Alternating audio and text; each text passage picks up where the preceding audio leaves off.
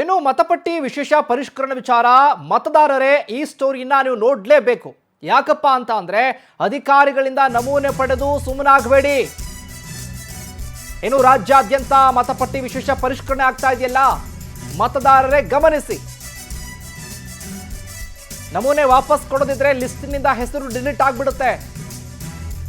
ಸಹಿ ಹಾಕಿ ಕೊಡದಿದ್ರೆ ಕರಡು ಮತಪಟ್ಟಿಯಲ್ಲಿ ಹೆಸರು ಇರೋದಿಲ್ಲ ನಿಮ್ಮದು.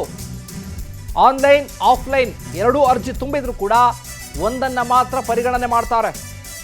ರಾಜ್ಯ ಮುಖ್ಯ ಚುನಾವಣಾಧಿಕಾರಿ ಅನ್ಬುಕುಮಾರ್ ಹೇಳಿಕೆಯನ್ನ ಕೊಟ್ಟಿದ್ದಾರೆ. ಗುಂಪುಗೂಡಿ SIR 35 BLOಗಳಿಗೆ ಕಾರಣ ಕೇಳಿ ನೋಟಿಸ್ ಅನ್ನು ಕೊಟ್ಟಿದ್ದಾರೆ. BLOಗಳಿಗೆ ಅರ್ಜಿ ಕೊಟ್ಟ ಬಳಿಕವೂ ತಿದ್ದುಪಡಿಗೆ ಅವಕಾಶ ಇರುತ್ತೆ. ಬದಲಾವಣೆ ಇದ್ರೆ ಜುಲೈ 29ರೊಳಗೆ ಮಾಡಿಸ್ಕೊಳ್ಬೇಕು. ಫಾರ್ಮ್ 8ರ ಮೂಲಕ ಬದಲಾವಣೆಗೆ ಮತದಾರರಿಗೆ ಅವಕಾಶ ಇದೆ. ಮತದಾರರ ಪಟ್ಟಿಯಲ್ಲಿ ಏನಿಗಾಗಲೇ ಕೂಡ ರಾಜ್ಯಾದ್ಯಂತ ಪರಿಷ್ಕರಣೆ ಆಗ್ತಾ ಇದೆಯಲ್ಲ, ನೀವು ಆನ್ಲೈನಲ್ಲೂ ಮಾಡ್ತೀವಿ ಆಫ್ಲೈನಲ್ಲೂ ಮಾಡ್ತೀವಿ ಅಂತ ಅಂದರೆ ಒಂದನ್ನು ಮಾತ್ರ ಪರಿಗಣನೆ ತೆಗೆದುಕೊಳ್ತಾರೆ. ಇನ್ನು ಇದೇ ವಿಚಾರಕ್ಕೆ ಸಂಬಂಧಪಟ್ಟಾಗ ಹೆಚ್ಚಿನ ಅಪ್ಡೇಟ್ಸನ್ನು ಕೊಡ್ತಾರೆ ನಮ್ಮ ಪ್ರತಿನಿಧಿ ಶಶಿಧರ್. ಲೈವ್ನಲ್ಲಿ ಜಾಯ್ನ್ ಆಗ್ತಾ ಇದ್ದಾರೆ. ಶಶಿ, ನೋಡ್ತಾ ಇದ್ದೀವಿ ಈಗಾಗಲೇ ರಾಜ್ಯಾದ್ಯಂತ ಮತ ಪರಿಷ್ಕರಣೆ ಪಟ್ಟಿಯನ್ನು ಈಗಾಗಲೇ ಮಾಡಲಾಗ್ತಾ ಇದೆ. ಒಂದು ಕಡೆ ಆನ್ಲೈನಲ್ಲಿ ಮಾಡಬೇಕು, ಆಫ್ಲೈನಲ್ಲಿ ಮಾಡಬೇಕು, ಎರಡು ಕಡೆ ಮಾಡೋಣ ಅನ್ನೋರು ಕೂಡ ಇರ್ತಾರೆ.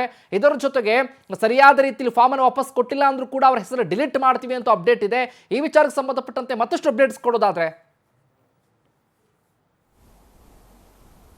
ಶಿವು, ಈಗ ಸದ್ಯಕ್ಕೆ ಏನು GBA ಚುನಾವಣೆ, ಅದೇ ರೀತಿಯಲ್ಲಿ ಕೂಡ ನಂತರ ತಾಲೂಕ್ ಪಂಚಾಯತಿ, ಗ್ರಾಮ ಪಂಚಾಯತಿ, ಅದೇ ರೀತಿಯಲ್ಲಿ ಕೂಡ ನಂತರ 2028ಕ್ಕೆ MLA ಎಲೆಕ್ಷನ್ ಬರುತ್ತೆ, ಮತ್ತೆ 29ಕ್ಕೆ ಮತ್ತೆ MP ಎಲೆಕ್ಷನ್ ಕೂಡ ಬರುತ್ತೆ. ಈ ಕಾರಣದಿಂದಾಗಿ ಕೇಂದ್ರ ಚುನಾವಣಾ ಆಯೋಗ ಏನೆಲ್ಲ ಕಡೆಯೂ ಕೂಡ ಸೂಚನೆ ಕೊಟ್ಟಿದೆ, ಪ್ರತಿಯೊಂದು ಕಡೆಯೂ ಕೂಡ ಮತದಾರರ ವಿಶೇಷ ಪರಿಷ್ಕರಣಾ ಪಟ್ಟಿಯನ್ನು ಸಿದ್ಧಪಡಿಸಬೇಕು ಅಂತ. ಅದೇ ಒಂದು ಏನು ಈ ಸೂಚನೆ ಮೇರೆಗೆ ಈಗ ನಮ್ಮ ರಾಜ್ಯದಲ್ಲೂ ಕೂಡ ಏನು 5,56,00,000 ಜನ ಮತದಾರರಿದ್ದಾರೆ. ಅವರನ್ನ ಮತದಾರರ ಪರಿಷ್ಕರಣಾ ಪಟ್ಟಿಯನ್ನು ಸಿದ್ಧಪಡಿಸಬೇಕಾದಂಥ ಜವಾಬ್ದಾರಿ ಚುನಾವಣಾಧಿಕಾರಿಗಳಿಗೆ ಇದೆ. ಈಗ ಈಗಾಗಲೇ SIR ಅನ್ನ ಜುಲೈ 1ರಿಂದಲೂ ಕೂಡ ಪ್ರಾರಂಭ ಮಾಡಲಾಗಿದೆ. ಕೆಲವೊಂದಷ್ಟು ಕಡೆ ಯಶಸ್ವಿಯಾಗಿ ಮಾಡಿದ್ದಾರೆ. 100% ಕೆಲವೊಂದಷ್ಟು ಜಿಲ್ಲೆಗಳಲ್ಲಿ ಫಾರಂ ಕೂಡ ವಿತರಣೆ ಮಾಡಿದ್ದಾರೆ. ಆದರೆ SIR ಅನ್ನ ಮಾಡಬೇಕಾದ್ರೆ ಸಾಕಷ್ಟು ಲೋಪಗಳು ಕೂಡ ಕಂಡು ಬಂದಿತ್ತು. ಅದರಲ್ಲೂ ವಿಶೇಷವಾಗಿ ಏನಂತಂದ್ರೆ ಒಂದಷ್ಟು ಜನ ಗುಂಪಾಗಿ ಚೌಟ್ರಿಗಳಲ್ಲಿ ಆಗಿರ್ಬೋದು, ಮಸೀದಿಗಳಲ್ಲಿ, ದೇವಸ್ಥಾನಗಳಲ್ಲಿ, ಸ್ಕೂಲ್ಗಳಲ್ಲಿ ಇಂಥ ಕಡೆಯೂ ಕೂಡ SIR ಅನ್ನ ಮಾಡಿದ್ದಾರೆ ಅನ್ನೋ ಗಂಭೀರವಾದಂತಹ ಆರೋಪ ಕೂಡ ಬಂದಿತ್ತು. ಪವರ್ ಟಿವಿ ಕೂಡ ರಿಯಾಲಿಟಿ ಚೆಕ್ ಮಾಡಿತ್ತು. ಅಂಥವನ್ನ BLOಗಳಿಗೆ ಸುಮಾರು 35 ಜನರ ವಿರುದ್ಧ ಈಗಾಗಲೇ ಶೋಕಾಸ್ ನೋಟಿಸ್ ಅನ್ನು ಕೊಟ್ಟು ತನಿಖೆಗೆ ಈಗಾಗಲೇ ಚುನಾವಣಾಧಿಕಾರಿ ಸೂಚನೆ ಕೂಡ ಕೊಟ್ಟಿದ್ದಾರೆ. ಮತ್ತೊಂದು ಕಡೆ ಏನಂತಂದ್ರೆ ರಾಜಕೀಯ ಮುಖಂಡರು ಅಂದ್ರೆ BJPಯವರು ಮತ್ತೆ JDSನವರು ಒಂದು ಗಂಭೀರವಾದಂತಹ ಆರೋಪವನ್ನು ಮಾಡಿದ್ರು ಚುನಾವಣಾ ಆಯೋಗದ ಮೇಲೆ. ಏನಂತಂದ್ರೆ ಕೆಲವೊಂದಷ್ಟು ಶಾಸಕರು, ಸಚಿವರ ಒತ್ತಡಕ್ಕೆ ಮಾಡಿದ್ದು ಅವರಿಗೆ ಬೇಕಾದಂತ ಅವರದೇ ಸಮುದಾಯದ ಅಧಿಕಾರಿಗಳನ್ನ ಆಯಾ ಕ್ಷೇತ್ರಗಳಲ್ಲಿ ನೇಮಕವನ್ನ ಮಾಡಿ ಅವ್ರಿಗೆ ಬೇಕಾದಂತೆ SIR ಅನ್ನ ಮಾಡ್ತಿದ್ದಾರೆ ಅಂತ ಹೇಳ್ಬಿಟ್ಟು ಕೇಂದ್ರ ಚುನಾವಣಾ ಆಯೋಗಕ್ಕೆ ದೂರನ್ನು ಕೂಡ ಕೊಟ್ಟಿದ್ರು. ಆ ದೂರನ್ನು ಕೂಡ ಬಹಳ ಗಂಭೀರವಾಗಿ ಪರಿಗಣಿಸಿರುವಂಥ ಕೇಂದ್ರ ಚುನಾವಣಾ ಆಯೋಗ ಅದನ್ನು ಕೂಡ ತನಿಖೆಯನ್ನು ಮಾಡಿ ಮಾಡ್ತಿದೆ. ಅದ್ರ ಜೊತೆ BLOಗಳು ಯಾವ ರೀತಿಯಾಗಿ ಕೆಲಸವನ್ನು ಮಾಡ್ತಿದ್ದಾರೆ ಅಂತ ಹೇಳ್ಬಿಟ್ಟು ವಿಶೇಷವಾಗಿ 5 ತಂಡಗಳನ್ನು ರಚನೆಯನ್ನು ಮಾಡಿ ಎಲ್ಲಾದರೂ ಲೋಪಗಳು ಕಂಡು ಬಂದರೆ ಅವರ ವಿರುದ್ಧ ಶಿಸ್ತು ಕ್ರಮವನ್ನು ತೆಗೆದುಕೊಳ್ಳೋದಕ್ಕೆ ಮುಂದಾಗಿದ್ದಾರೆ. ಇನ್ನು ಮತದಾರರು ವಿಶೇಷವಾಗಿ ಗಂಭೀರವಾಗಿ ಪರಿಗಣಿಸಬೇಕಾದಂಥ ವಿಚಾರ ಏನಂತಂದರೆ ಪ್ರತಿಯೊಬ್ಬ ಭಾರತೀಯರಿಗೆ ಹಕ್ಕು ಏನಂತಂದರೆ ಮತದಾನ ಮಾಡುವಂಥ ಹಕ್ಕು. ಆ ಹಕ್ಕನ್ನು ಕಸಿದುಕೊಳ್ಳುವಂಥ ಕೆಲಸ ಯಾರು ಕೂಡ ಮಾಡುವಂತಿಲ್ಲ. ಅದೇ ರೀತಿಯಲ್ಲಿ ಕೂಡ ಮತದಾರ ಕೂಡ ಒಂದೇ ಒಂದು ಮತದಾನವನ್ನ ಮಾಡಬೇಕು. ಬೇರೆ ಬೇರೆ ಕಡೆ 2-3 ಕಡೆ ವೋಟರ್ ಐಡಿಯನ್ನು ಇಟ್ಕೊಂಡು 2-3 ಕಡೆ ವೋಟನ್ನು ಹಾಕೊಳ್ಬಾರ್ದು. ಅದನ್ನ ತಪ್ಪಿಸಬೇಕು ಅನ್ನೋದು ಕೇಂದ್ರ ಚುನಾವಣಾ ಆಯೋಗದ ಒಂದು ನಿರ್ಧಾರ. ಈ ಕಾರಣದಿಂದಾಗಿ ಯಾವೊಬ್ಬ ಮತದಾರರು ಕೂಡ ಪಟ್ಟಿಯಿಂದ ಬಿಡುಗಡೆಗೊಳ್ಳಬಾರ್ದು, ಮತ್ತೆ ಯಾರು ಕೂಡ ಮತದಾನ ಹಕ್ಕನ್ನ ಕಳೆದುಕೊಳ್ಬಾರ್ದು. ಇದೇ ಕಾರಣಕ್ಕಾಗಿ ಟ್ಯಾಲಿ ಆಗಬೇಕು. ಈಗ ನನ್ನ ಓಟು ಎಲ್ಲಿದೆ ಅಂತಂದರೆ ನನ್ನ ಓಟು ನಮ್ಮ ಕುಟುಂಬಸ್ಥರ ಜೊತೆ ಇರಬೇಕು. ಮತದಾನ ಹಕ್ಕು ನಮ್ಮ ತಂದೆ ತಾಯಿಯಿಂದ ಬಂದಿರಬೇಕು. ಆ ಫ್ಯಾಮಿಲಿ ಜೊತೆ ನಾನು ಟ್ಯಾಲಿ ಆಗಬೇಕು.